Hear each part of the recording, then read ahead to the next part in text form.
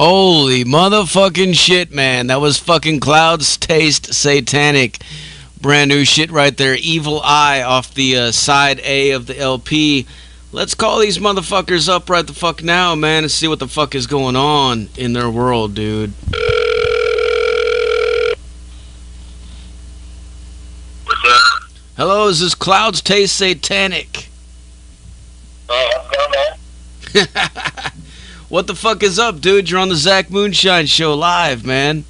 It's Friday night, man. What else am I going to be up to but being on the show? Hanging. Fuck yeah, man. Fucking good fucking Friday, right? Hell yeah. Hell yeah. So tell us, man, what the fuck is going on, man? You guys got this new LP coming out. Side A fucking sounds bad as fucking fuck, dude. We're going to play Side B after the interview. Nice. What can you tell us about this record, man? Well, it's the first record we've had out for about a year and a half. We put out The Glitter of Infinite Hell in October 2017. That was a double record, and we spent the time in between working on some new stuff, and we actually had another double record to do, and we decided we wanted to split it up into two this time. So Evil Eye is part one, and that's out now, and Second Sight is going to be coming out in 6 months on Halloween. Very cool, man. So the side B is going to come out in Halloween, you said? No, the second record, it's basically, it's Evil Eye is one record, 2 songs, and there's another 2 songs, and just putting out a double record this time, we decided to break it up into 2 separate records. Oh. And so the next record is sort of like Evil Eye Part 2, and that's going to be coming out on Halloween this year. But I assume you've got the side 2 of Evil Eye, and that's Pagan Worship coming up, and that's what people will hear. Perfect, man. And that's a perfect fucking song to be playing tonight on tonight's show, as a matter of fact. Friday night is night for an order. Yeah, for sure, absolutely. What else have you played tonight? We played Evil Eye. Before that, we played some brand new Widower, Bewitcher. Fucking kick things off with a brand new track from Smolder. Nice. So, tell us, man. So this is everything you guys do is instrumental, right? Absolutely, 100%. Yeah. We just it started out that way. We didn't have a singer, and it was actually just easier not to have one. As time has gone on, there's definitely people who are totally into the instrumental aspect. There's other people who are like, oh, I love your music, man. Love to hear some vocals on top of it as well, too.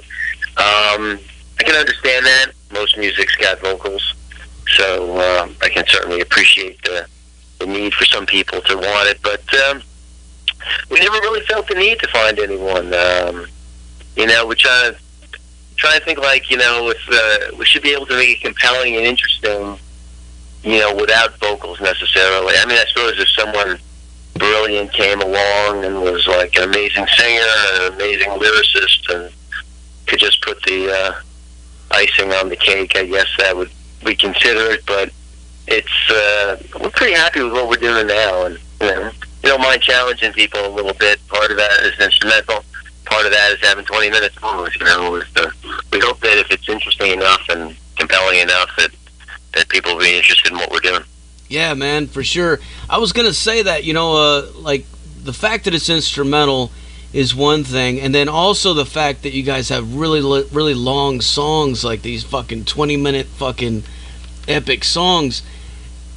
At first, sometimes when you see that in your fucking playlist or whatever, like when I'm downloading stuff from my emails, checking out stuff, sometimes it's like these long fucking drawn out songs that they just don't seem to go anywhere. But with you guys, it definitely doesn't. I don't think that it needs a fucking singer. It keeps you interested the whole time. It's always changing, and it's always going on this. I don't know, man. It's just it's very interesting. It's very cool, and it keeps your attention. So that's really that's a hard thing, I think, to pull off whenever you're doing long songs like that and without a vocalist. But you guys do it, and that's really cool. Yeah.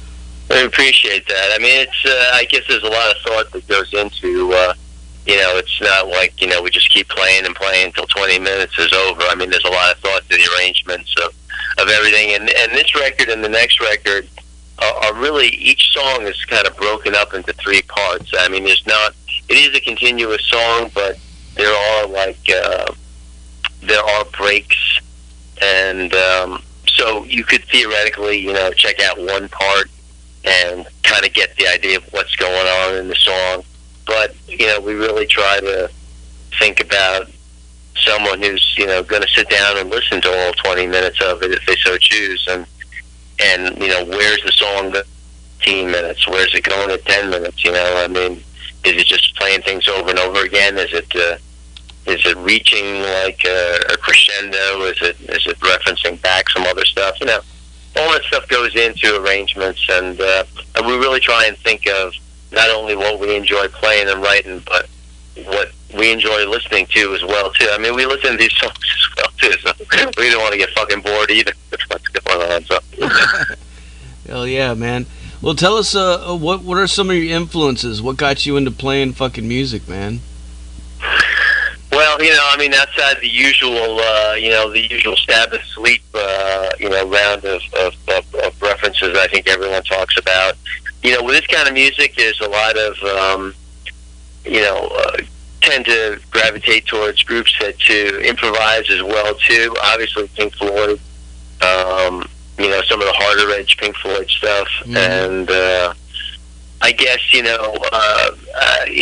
there's a little bit of a post-rock influence. So Godspeed You Black Emperor was definitely someone there.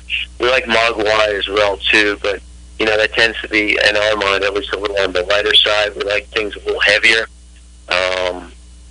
Just some of the longer Sabbath songs, and just more of the, some of the sleep pieces like Dope Smoker. I mean, those are long songs. Bands like Earth, man, they can crank out like lengthy tunes. So, they're all those bands that we're not afraid to put some time into it. We're definitely I'm always tend to gravitate towards. I may not necessarily go back and listen to them all the time, but sometimes you can get influenced by bands and hear a record once or twice and be like, okay, well, that may not be my go-to Friday night record, but man, when I do listen to it, it gets me inspired. Hell yeah, man. We also sort of stuff as well too. Any of this bands that are coming out now that can pop together a 3-4 minute song that rock, and it definitely is as influenced as much too. We like riffs. Riffs rule all. So at the end of the day, whether it's a 5-minute song or it's a 20-minute song, there's got to be some heavy riffs in there. Period. Fuck yeah. Speaking of Pink Floyd, man, have you guys have you heard the new The Wall Redux with fucking it's got a bunch of doom bands covering all the songs off The Wall? They did the whole album. I caught a couple of those tunes on yeah, absolutely. I didn't get the record, but I did capture a couple of the tunes. Also, the Doom Side of the Moon. Yeah. The guy was that the guy from The Sword that was was doing that. I got that record and actually saw them in Brooklyn when they came around in December. And I thought it was a really good take on it. Some songs work better than others, but when it clicks, man, it definitely is cool. And some of the tunes on that Wall Redux as well too are pretty nice. Didn't get the record, but I've caught a couple of tunes, and I guess it's on my want list for sure. Well, I got to ask you about some of your equipment that you guys are using to get the fucking tones and stuff that you're. What can you tell us about that? What kind of stuff are you guys using in the studio? Well, Brian is pretty much an Orange guy. He's got he's the guy who's got the numbers, but he's got an early 70s Orange stack, and that thing is loud as fuck, and it sounds great. I've always been a Marshall person, you know, and I, you know, have drifted towards Orange at times, but I'm definitely a Marshall guy, and I think it works kind of well with the band. If I'm playing through Marshalls and Ryan's playing through Orange amps and speakers, I mean, I think it's like a nice combination of the two. Sean tends to play bass. He's got this mega large size Fender head that's fucking loud, and he's got a bunch of cabinets, like this Frankenstein setup, but it sounds pretty good. Brian's the pedal guy. He's got lots and lots of pedals. I couldn't even begin to tell you what some of the things he uses. I try to keep it minimal, like a phase, some distortion, and just kind of like some screwed up sounds. You know, when you get into pagan worship, you get a lot of, like, you know, spacey stuff going on. That's mostly Brian. But yeah, and as far as guitars goes, we're really pretty much Les Paul band. Gibson's, heavy strings, drop tune. Brian, Sean plays Fender basses for the most part, although he's got a Gibson Firebird that actually sounds pretty good. And drums, Greg plays whatever's available. I don't even know what kind of kit he's got. He's a drummer. Every fucking drummer is playing. Some cycling the gear as much of his gear has died, but you know, he knows that, you know, when the music we play, it's got to be heavy and it's got to be hard and it's got to be loud. So, and he hits hard, so it works out well. Oh yeah. Well, speaking of loud, I got a question from the chat room. Necrosian wants to know, any touring in the future? We really like to put something together. You know, for now, it's been spotty.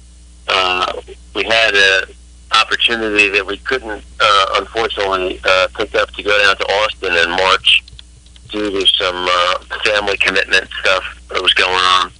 But I don't know if we're going to have a formal tour, but we really need to start getting into some of these cities and places that we have not been before. Try and hit as many festivals as we can, and then kind of branch out a little bit. Everyone works, so it makes it a little harder to do the formal tour. But, you know, to be honest with you, we go where we're invited, and we're always looking for festivals, big or small, or places big or small. If they're interested in having us, we'll get in the car, we'll get in the van, and we'll get on a plane, and we'll go. So we're ready to accept any reasonable offer of playing. It's not even about the money at this point. It's about, having the opportunity. So we're available. Another question from the chat. Mega Mike wants to know, how do you guys plan or decide what you're going to write about on each record each time that you prepare to make a new album? A lot of thought goes into it. It formulates over time. Everything starts before we even start writing with some basic concepts or ideas. I remember Glitter was definitely Dante's Inferno. We got to really start getting into the whole levels of hell, and that was the theme that kind of started everything, and then the writing flowed from there. With Evil Eye and Second Sight, the record's out now, and the record that's coming out, a lot of it was based on reading the Satanic Bible. I'd read that thing years ago, and I got something out of it, but not as much. I read it again, maybe a year ago, and for some reason, more things stuck out with me, and that was the catalyst. That was the starting point of not only the writing of the music, but what the theme of the songs were going to be about, what the artwork was going to be about, just everything, concepts, names, everything kind of flows from that idea. So you need one basic concept, and then you take it from there. And but every record that we've ever done has started that way. It's never like, just kind of write a couple of songs and then just trying to fit them into a concept. Concept always comes first, and it inspires the writing and the basic writing and what the arranging we do when we get together and play everything. It all flows from that. So, we put a lot of thought into things. I don't know what other bands do, but I know that we really think about every aspect of it well before it gets to the final album. Oh yeah. Another question from the chat. Mega Mike says, if the Clouds didn't taste satanic, what would they have called the band?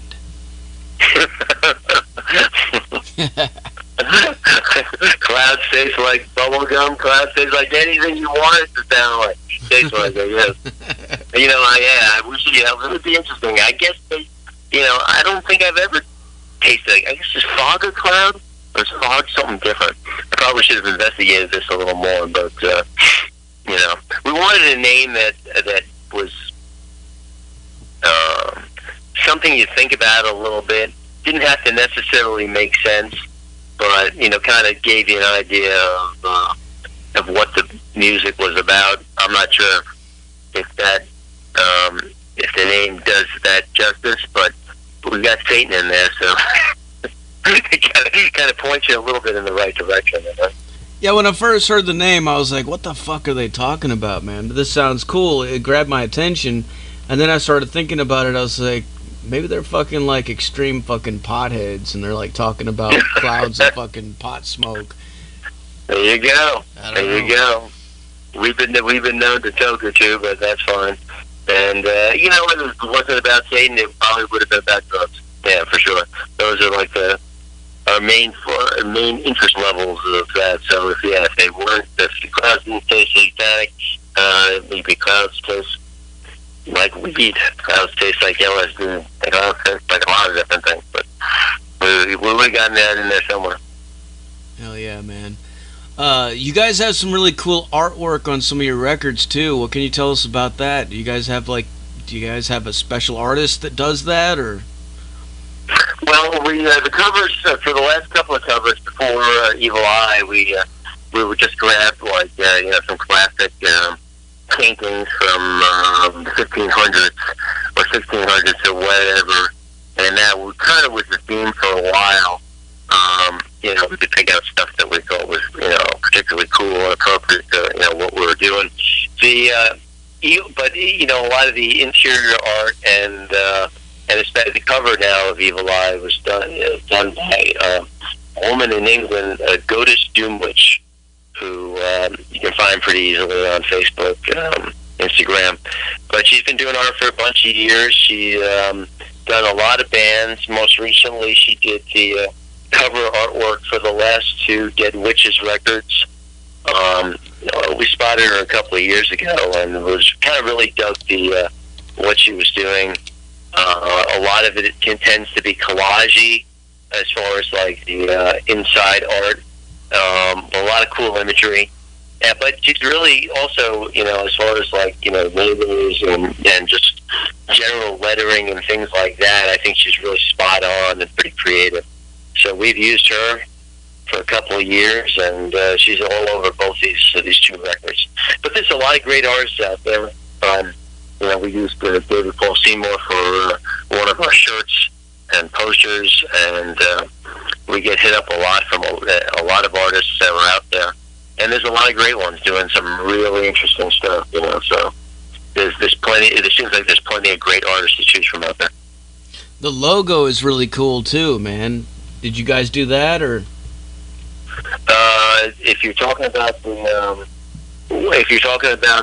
one that you used for the flyer, your show, that was Taste Satanic as well too. She did that for the cover of Dawn of the Satanic Age, and we love that thing. So that was originally on an album cover, and we definitely grabbed it for further use. And that one seems timeless. I love that thing. Hell yeah, man! Fucking love it, dude. It's badass. Cool, man. Well, tell us, man, as far as like you talked about some festivals and stuff like that, man, what What are some of the shows that you guys have played so far that really stick out in your mind? What's some of the best shows that you've had? I'd say we played the first Doomed and Stone Festival. That was the first one that they did out in Indianapolis. That was definitely fun and memorable. We did Descendants of Crom. I guess it's Crom. Like a year later, out in Pittsburgh. That was really enjoyable. We played up in Kingston, New York with Geezer. I don't know if you're a Geezer fan, but yeah, man, yeah, that band was fucking awesome. We played with some great bands, and we've got some good shows coming up as well too. We're going to play Maryland Doom Fest in June, and there's just like a load of great bands on that bill. But we're playing. We're doing the Guido's night on a Friday night, and we played at Guido's, and it's a great place to play. I don't know if you've been to Frederick in Maryland, but it's a great bar, and I think it's gonna be a fun night. So we got that coming up. We got a couple of shows in New York. We got Ode to Doom is like a every 3-month show that goes on in Manhattan. We've played a couple of them. That's always been a great night. Always good bands. I think Wasted Theory is playing with us on the 22nd in May. Nice, love Wasted Theory, man. Yeah, it's going to be some that show is going to be pretty awesome. That's definitely some Sun Voyager. I think they're from Massachusetts. They're playing that show as well too, and so that's going to be a pretty stacked bill. Where are you guys from? Where are you located at? Brooklyn, New York. Nice. Oh, I don't want to say born and raised, but we've all been living in Brooklyn for a bunch of years, and like I said, I think Sean's actually the only one from Brooklyn. I grew up in Long Island, and Brian's originally from Wisconsin, and Greg's from Massachusetts, but we've all been in Brooklyn for many a year, and love it, man. I mean, it's New York, so it's not as conducive for cost-wise for living, but there's still a lot of music going on, and we've got some awesome clubs, including St. Vitus. So there's a lot of bands, but there's a lot of places to play, and there's a lot of music to check out. So it's a good place. Fuck yeah, man. Another question from the chat. Mega Mike wants to know, what metal bands do you honestly hate or just not like? Oh, well. Oh, man. It's so bad because when you're a musician and you hear other bands doing stuff that you don't like, you're like, okay, well, it may not be my cup of tea, but I can at least appreciate the effort that goes in to creating something. And so, but that said, if a band sucks, a band sucks. I tend to stay away from stuff that seems overly produced and overly calculated. And it's probably cliche to jump on the I hate Ghost bandwagon, but that band, and I tried to check them out early on when a couple of the records came out, and it wasn't bad. It was very much it seemed very much mainstream, but it seemed still a little bit metal. I actually caught a song on the radio, and I almost had to look down at the station I was listening to because I thought it was a metal station, and I was just like, who is this? And it turned out to be Ghost, and it was just like, God, this just sounds like, it's pop, and I don't have anything particularly against pop, but I can't even call them a heavy metal band. But they seem to be considered that, and I'm just not onto the Ghost train. I can't. If I had to say one band that I would really have no interest in whatsoever, it would be Ghost. And any band that takes themselves over seriously too, Right on, man. I tend to like underground stuff. I like it dirty. I like it, heavy, but I want it I just don't want it to be overly calculated and overly thought, unless it's from the 70s. I think and it can be as grandiose as possible, and I'll probably dig it. What are some of the albums that you're most looking forward to coming out in 2019? Oh, wow. It's weird. I know this doesn't answer that question, but man, 2018 was the year that every big band seemed to put out a record. I was happy that we weren't, because there were so many other records coming out. Sleep, Dope Throne, Bong Ripper. I mean, all the bands that we love, Electric Wizard, I think it was 17, but I mean, those bass sounds like 18 anyway. And there's just so many records. So, it seems like all the great bands have, all put out records in 2018. So 2019, I was like, well, what's coming up? And I'm not even sure. I got the new Higher Reaper record. That came out. I like that. What other bands have put out? To be honest with you, I'm trying to think of what bands, what's coming out. There's so much shit. There's so much shit coming out, man. It's fucking. I don't know. Who was the band that was who's number one in the Doomed and Stoned?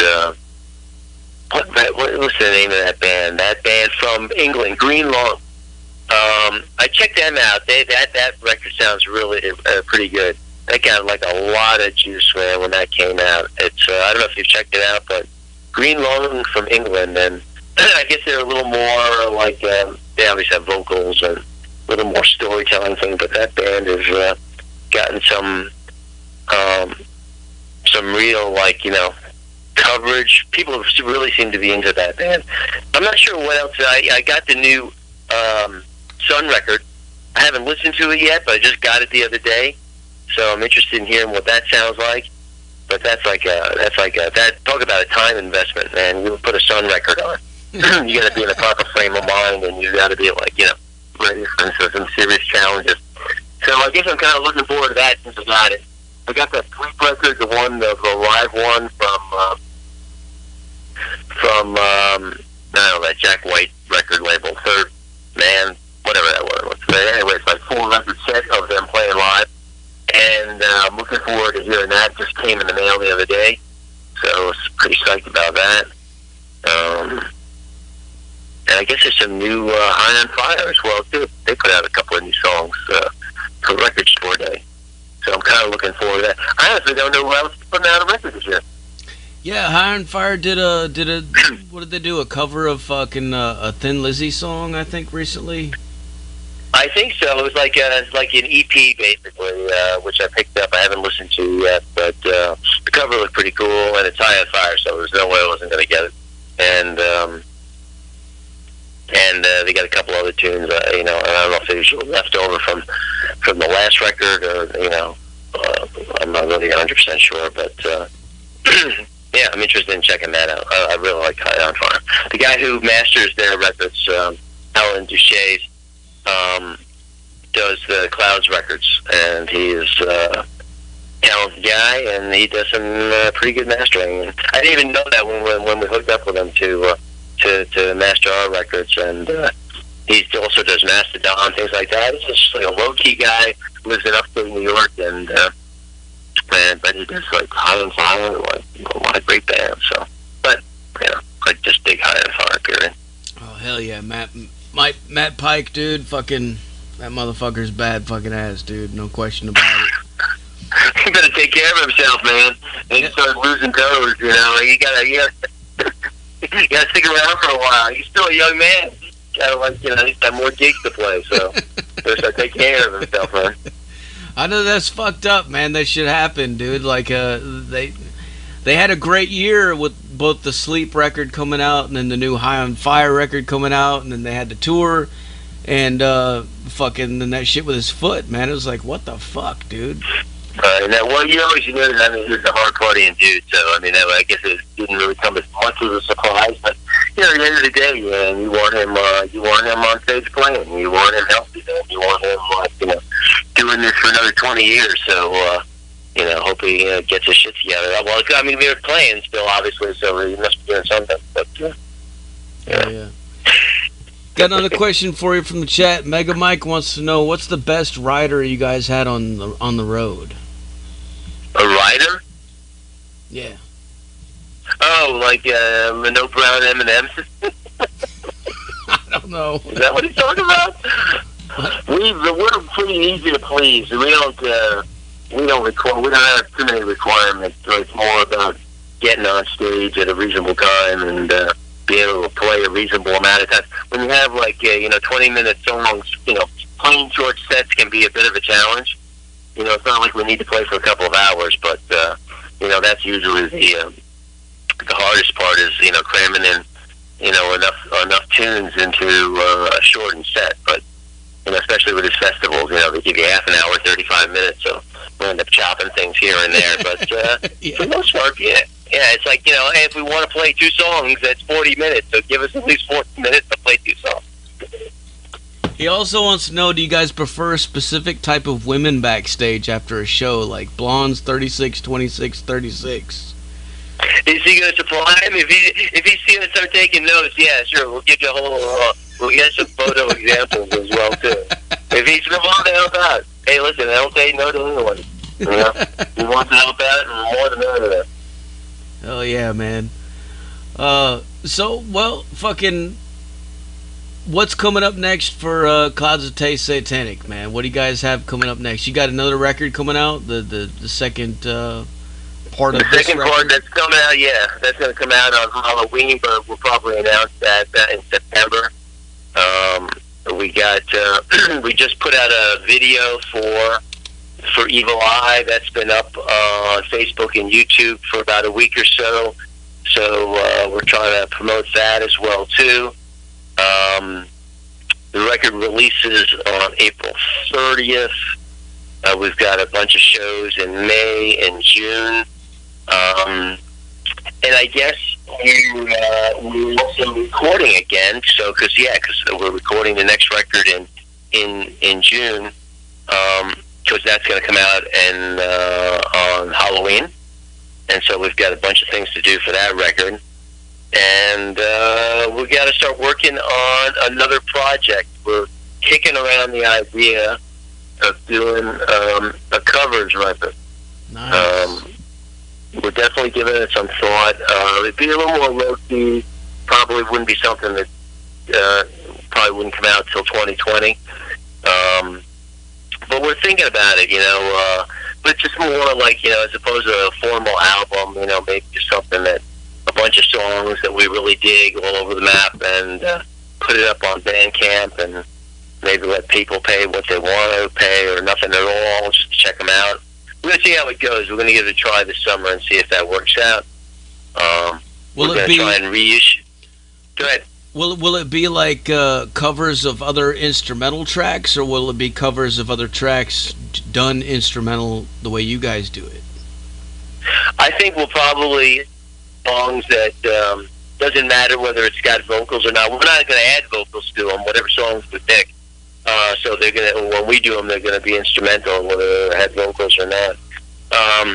It's more along the lines of finding tunes that we really think are cool tunes and have cool riffs or riff ideas that we can really kind of flesh out and make our own. And there's a lot of songs out there that are really dependent on the vocals, to make it like a good song. So we've kind of got to pick through and find tunes that can sound good, have a basic musical background that we can kind of make our own and make sound cool without any vocals. So they could be songs from all over the map. It could be Pink Floyd. It could be Bachman Turner Overdrive. It could be anything. It's just a matter of finding the right tunes. We'll give them a try, and if we think we can make them sound heavy and clouds-like, as opposed to what they sound like now, then we're going to do them and see how they turn out. Right on, man. I got to give a shout out to Metal Media PR for sending the record over, man. Fucking, they do a killer job, man. How did you guys get hooked up with them?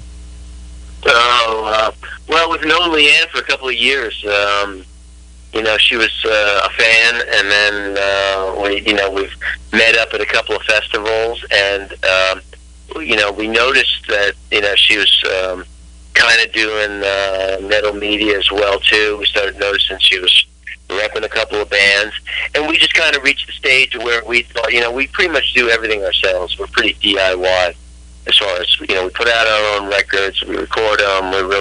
We don't have a label, we don't have the management, we don't have you know, tour booking, things like that.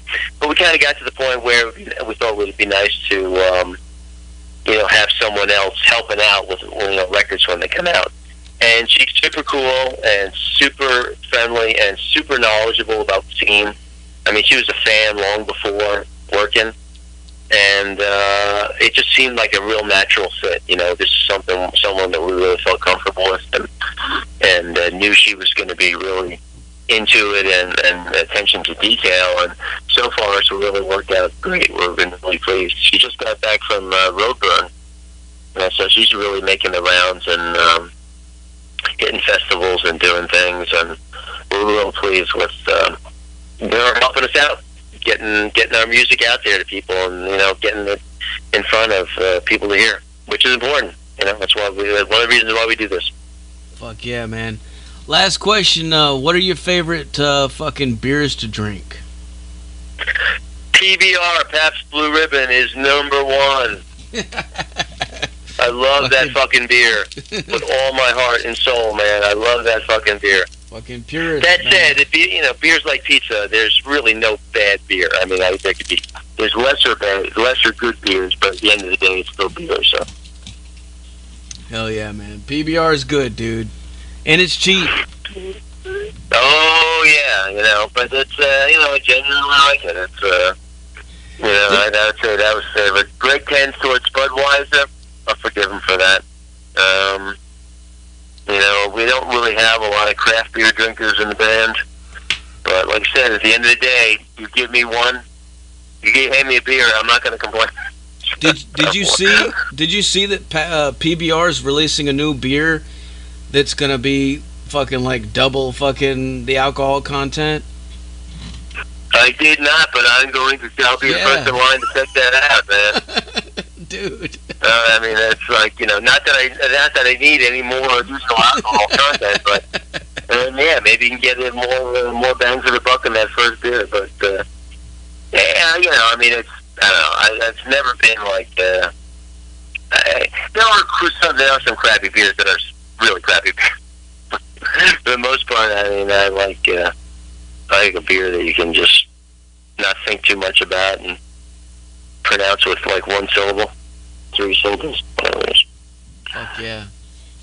All right, that's it, man. Well, dude, before I let you go, I got to get you to make a station tag, all right? Absolutely. All right, whenever you're ready, say something like, "This is Clouds Taste Satanic, and you're listening to Metal Devastation Radio." Okay, I got to remember that. Okay, good. Whenever you're ready. Okay, man. This is Clouds Taste Satanic, and you are listening to Metal Devastation Radio. Fuck yeah, dude. All right, man. That work all right? Yeah, that's perfect, man. Well, thanks a lot for taking the time to do this, man. And what I'm going to do now is I'm going to play side B of this record and make these motherfuckers go nuts. Oh, man, yeah, let me know. Give me some feedback. Let me know what people think of that side, you know. Most people haven't heard it yet, so that's cool, man. Fuck yeah, dude. Well, cheers, man. Listen. Yeah, go ahead. Yeah, listen, man, much thanks, man, for having us on and having me on and spreading the word, man. Really appreciate it. You know, you got a great show there, man, and we enjoy it. You having fun? Appreciate that, man. I really appreciate that. Oh, no problem at all, man. You're doing Satan's work, man. Thank you very much. We appreciate it. Hails. There you go. All right, man. Cheers, motherfuckers. We'll talk to you later. Absolutely, man. Take care, Zach. All right, later.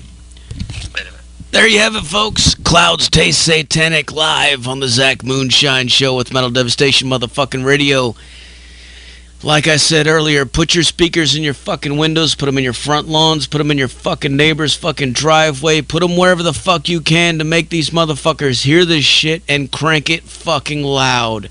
Loud as a fuck.